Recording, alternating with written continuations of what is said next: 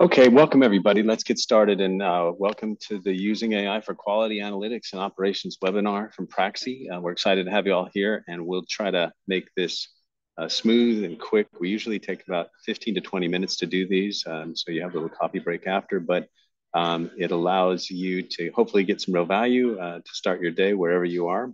If this is the end of your day, we hope that us between you and your nice dinner doesn't slow things down. But let me get started here. I'm going to give you an overview, a little bit about Praxi. I'll try not to make it too salesy, but really talk about our platform and then how we're using AI for quality and analytics purposes.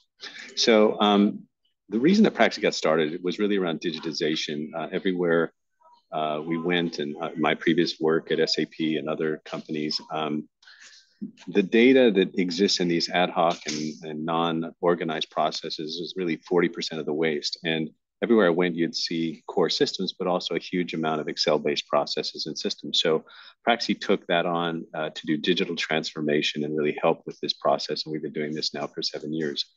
What you get with Praxi is really tailored SaaS applications that work the way you want to work.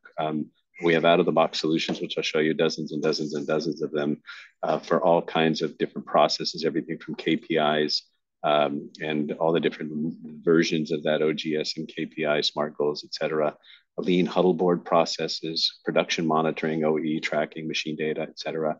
We also do process applications like A3s, most of the Lean and Six Sigma processes and Six Sigma project management, as well as people training and processes for line and workstation training, as well as Lean and Six Sigma training, and we have a full project capability. So what Praxi can do is really take companies from this chaos to digitize processes in a matter of weeks.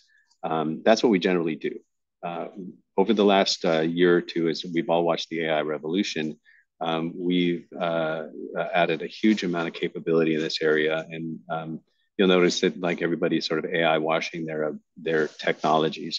What Praxi has done is really quite different and quite powerful, and I'm looking forward to showing you. The current offerings, if you're interested in doing AI, so I'll just talk more generally about AI applications.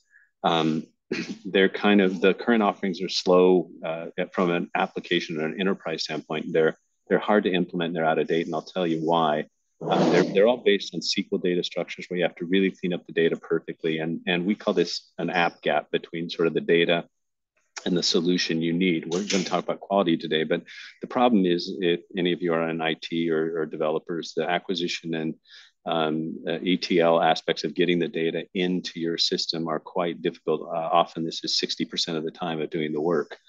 You have to build the analysis and AI logic, and then you have to build the app. And this takes a lot of money and time to build these applications to do the kind of work you want. There's also a very big problem with the sequence of applications to make them not hallucinate and to really deliver real value. So this is really the gap that exists today of taking what we all are using quite easily in generating, text in ChatGPT and real enterprise applications. The main reason for the difficulty is that the traditional way of building applications here on the left is done through relational databases. You do the ETL, you get the data in, you build your business rules, and you build your app. This is hugely time consuming, as I mentioned above. I won't go into the nerdy stuff here, but Praxi has a completely unique platform based on a NoSQL server capability. It's a schemaless data structure that retrieves the data and structures it when you retrieve it, not when you build it. So it allows us to build very, very rapidly. And that supports the digitization. But when you're thinking about building an AI application, the secondary capability of that is that as we acquire data, we bring our data into, imagine the giant data lake of information coming in. We structure it, we semi-structure it in what's called a materialized view. Think of just a giant grid of data versus a whole bunch of relational tables. This structure allows us to bring data in incredibly quick and then use AI to understand that NYC and New York City and New York are all the same thing. And that allows us to very rapidly skip a lot of the complex transformation that's required and build applications very rapidly. So this is the framework around which we can build these AI applications, and I'm going to show you very rapidly, and hoping that provides some information about how the non-structuring of data really helps in speeding up the delivery of these applications. When you do that, you can basically create applications of many types where we can acquire the data, we can do orchestration. So not just on Praxi data. So working with a customer now where we've collected the quality data for a couple of years now, and we're actually interrogating all of that data and providing all the information, not only on the structured data, but all of the notes and other information that have been put in by the team, identifying the parts that have the most issues, what kind of issues those are. So that quality interrogation is something we can also do. And as you bring in that data, you then can detect and classify the errors. You can then diagnose the root causes, where you can then suggest solutions and what the ROI might be. You can then automate and track the actions required to adjust and improve those issues. And then you can monitor and log the process all along. This is important because all of these things I'm going to show you are in this type of framework. Beyond the analytical operations, you also have the ability to run processes and applications in our standard digitized form. And those might be 5S audits or any of those types of things, the quality audits. And all of that can be AI enabled as well. So this is the entire sort of AI framework that you can use for operating quality issues. You can do it with any sort of complex scheduling, any sort of complex data you're looking at. We're also looking at warranty data, other types of data, compliance. So in the context of quality, this analytical capability is incredibly powerful. So this framework we're going to talk to you about, we call the inquire process, and it really helps you go through the inquiry and operational aspects of it. Before we get to doing the demo, I just want to talk about the kind of production and quality issues that are seen. And if some of you are quality managers here, you'll know these things far better than I. But let me go quickly through them. So this bullet show kind of raw materials issues. Those cause about 30% of the quality issues, ensuring that the raw materials come in. One of the things you can do with analytics, which I'm not going to show today, we'll show in future webinars, is do analytics on your supplier data. We did one for a customer recently where they found they were actually not looking for supply information, but they found within the supplier data which subset of their suppliers were having move in and the move out dates dramatically modified, which was affecting their ability to produce. So those are the kinds of things that you can also get with analytics. Process variability, your metric there is the CPK. The challenge is maintaining process consistency and minimizing deviations. Human errors, about 15% of those, the human error rate, mistakes and operators can cause all kinds of different issues. Equipment malfunctions and downtime, so unplanned outages, this is a big problem. Equipment failures, you can do prescriptive maintenance with our system or others. You can also do predictive maintenance using predictive models and IoT. I used to run IoT at SAP, so we did a lot of that kind of work. Ineffective quality inspections, this is a really interesting one. So the audits and then the querying of those audits within the AI can help dramatically as well. Inadequate training, Praxi offers a full training solution, but get your people trained, make sure they're doing all the processes, the 5S's, the audits, and they understand the tooling and the configuration of the tools and specifications. Documentation, traceability issues. Do you have your SOPs? Are you traceability? Do you have your plans for certifications? And are you tracking all of those with objective evidence? And customer complaints and returns. I've mentioned the warranty work that we're looking at right now. So these are the kinds of things that quality managers look at, and the kinds of things that you can not only use your applications, but use AI to support those with detection, classification, ideas, et cetera. Those are the things we're going to show you. So without further ado, let me jump out of the deck and jump into Praxi and show you how we're doing this today. Let's close that. Okay. So basically, this is our inquire process. This is the Praxi environment. And you can see we have dozens and dozens of different applications that you can have access to. And in the context of quality, you can have lots of different applications. So open the quality home here. And you'll see that we have everything from inspections to CAPA to project management to MAG to MADV, JDI, et cetera. So in your quality area, whether you're using Praxi or a QMS for some of these things, we can do the kind of work I'm going to show you right now. So this process, the inquire process, starts with ingesting the data. Now, what we've done here to begin with is we've ingested a fairly simple data set. I'll bring it up here, and it's just a quality data set. And so I'm getting a echo. Can we mute Angie? Okay. So the quality data set comes in and it generates a classification of that data. Karen, I don't know if you can mute. I'm getting an echo. If you can mute someone. Yeah, I'm hearing the echo also. You go to whoever is doing that. Okay, it's gone. Great, fantastic. Okay, so you'll see here that the data comes in here. We also have the ability to connect via SQL databases and get that information as well. And then that data gets classified. What you do at this point is you then ground the data. We're still getting background noise, Karen, if you can figure out who to mute. So in this case, I'm John Doe. I'm a manufacturing quality manager.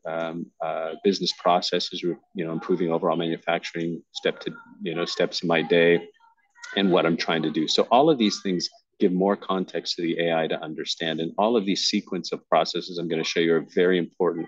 If you try to just dump the data into a large language model, you will get hallucinations and lots of issues.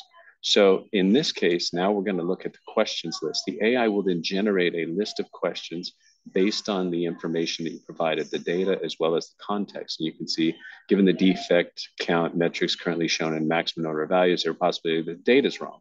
Is there a correlation between specific machine variations and quality? So you can see these are all reasonable quality questions. You can select any of these questions, and when I click here, it adds them over here as questions. You can also enter your own questions that may not have been brought up by the AI. And then you can begin a branch of inquiry around this question. So I'm going to click the center one, the correlation between environmental factors, temperature, humidity, et cetera, and quality. And so it asks what the correlation is. The AI then gives an answer. The analysis of the manufacturing data reveals a moderate positive correlation, 31% between temperature and defect counts. This suggests a temperature increase. There's a tendency for higher defect. And it goes on, and then it gives you a suggestion, if you want to reduce it, there are certain things you might want to do. So you can add more context over here and regenerate the answer until you're satisfied with the answer. And then you basically can go through an analysis. So the AI then runs a root cause analysis of the problem. So in this case, you see that it says sheet metal properties such as ductability and tensile strength can be influenced by temperature, higher temperatures, et cetera. And again, it's showing you both on the chart, on the table here and in the chart, the most likely issues and outcomes. Tooling performance could be a factor. Machine calibration could be a factor. And your Pareto chart shows you the variability of which ones of those are the highest in impact. Now, in the next section, you can go to ideate. What this does is the AI will then generate based on best practices, the kinds of things you can do. And it's incredibly powerful. It helps your team understand better the different processes that can be implemented. So implement temperature control handling processes. So implement a system for temperature control of metal during the manufacturing process. Could involve storing material temperatures, environments, et cetera. The next one is optimize tooling, maintenance and cooling, enhance machine calibration. So the AI is coming up with best practice solutions that you might run. So each one of these has a cost value to them. You can click this button here and generate a simulation for those. And the team generated one of them, enhanced machine calibration for temperature variation. I'm going to open that one. And we can design these with whatever variables you want to put in there. This is tracking a couple of key KPIs, which will get tracked later, the calibration frequency and defects rate. And this shows the number of months. So this is, we work on the assumption that anything you're doing needs to have a 6 month or less ROI, or you're probably not going to do it. So this shows the number of months. This shows the increase in value. The assumption is that you don't get all of the value day one, but that you get it over time. And so the value goes to 100% at month 7. The cost of the plan, this can be entered, or it'll take the size of, you can enter the information in the context at the very beginning. It'll take the size of the company and it'll estimate the cost of it, and then your standard ROI based on traditional metrics of ROI around implementing this. You can see in this case that the ROI breaks even in month 4. and that's this particular one. But you can run different simulations based on whatever information or whichever one of these ideas that you want to run, and it'll generate different simulations for you. And then you can go to an execute mode, which tracks the actions you're going to take to go develop them in machine calibration, invite your team and get going. Finally, you can take those to an operational center and you can track any of the KPIs you want to track. The original record is here where your analysis was done. And then you can also design and work with our team, and we'll design the automations that will trigger notifications or any other automated process that you want to drive based on the information coming into your system, based on integrating with your system machines or database data. So now you have a complete process to manage those different issues. You also have summaries of the different areas. So you'll see here, if I go to an understanding summary, it'll basically show you a summary of the different questions, the different answers that were raised, the different issues and the ideas that were raised, the summaries of the different value propositions of running the different processes. And then we also can generate a summary of, once we're gathering all of your error data, et cetera, we can generate summaries of that information as well, and present those out daily, weekly, monthly as emails and notifications. So ultimately, what you have in this process, whether you're doing it for quality or you're doing it for warranty or you're doing it for scheduling or doing it for any analytical process, is the ability to bring and ingest a large data set of any type from either Excel or from direct connections through APIs or connections with the database. You then can go through a contextual process and then operate to improve that process. This is a unique kind of application that, it's not business intelligence, it's not project management, it's a combination of everything, which we like to call operational intelligence. So it gives you the ability not only to do the analytics, but to actually execute and solve the problem. And our belief is, based on what we've been working on really some cutting edge AI technology, is that this sort of step-by-step process, regardless of the role, is really what's required to really get clear value propositions and know that the data is right, and use the AI to the maximum capability that it can be used, and not hallucinate and give you things you can't rely on. The last thing I'd say is the data that we send to the AI is not used to train the AI. So your data is secured and does not become part of the training data that the AI uses ongoing. So in summary, we've got a revolutionary technology stack. It's all based on this NoSQL AI no-code environment that allows us to build rapidly and to ingest data rapidly and to get you value very, very quickly. Really based on this materialized data and schemaless acquisition. There's huge value propositions across a lot of these areas: strategy, people. We're doing analytical operations for a customer that is looking in the strategy area. It's doing competitive analysis and trend analysis, and generating imagery we're working on really interesting stuff in infographics for individual customers around their particular strategic needs. So you have an incredible opportunity with AI to get value now, to demystify it or declutter it in the brains of your team members. We can make these very, very powerful operational solutions that can drive really high value very, very quickly. And whether you go with Praxi or not, I would just say, don't ignore the AI revolution. I've been through a number of these revolutions. Most of them peter out. I don't believe this one will. I mean, we thought the internet wasn't going to be as big as it was, and it turned out to be what it is. But AI, I truly believe, is the biggest thing that's coming at us, much bigger than IoT, which I used to run at SAP. So what you can do beyond that is look at your entire landscape. We can work in different areas. We can work with your existing providers and get you real value in your AI strategy right now. If you're interested, we have a free intelligent operations pilot. We work with you to define a few goals. We ingest some data, give you some examples of the outcomes that can come through the process and the application process that we'll mock up for you, and then get you an ROI plan on how that would work for you. So if you're interested in that, please let us know. We'd love to help. You can contact me directly through my email. You also can just come to the Praxi website. There's a big schedule demo at the top, and we'd love to talk with you. So I will pause. If there are any questions, you can just add them to chat, and I'll jump in and try to answer. How are we doing on time? Good. 20 minutes in, so we're trying to make it tight. Any questions? Well, thank you all then. Oh, here we go. Can use data from Snowflake. Yeah, so Snowflake is in its core a relational structure. So Snowflake has a bunch of tools to work with, and we can connect it at its relational level to Snowflake and use that or any other relational. You might have your data store sitting in BigQuery or other big relational databases. We can talk to those as well.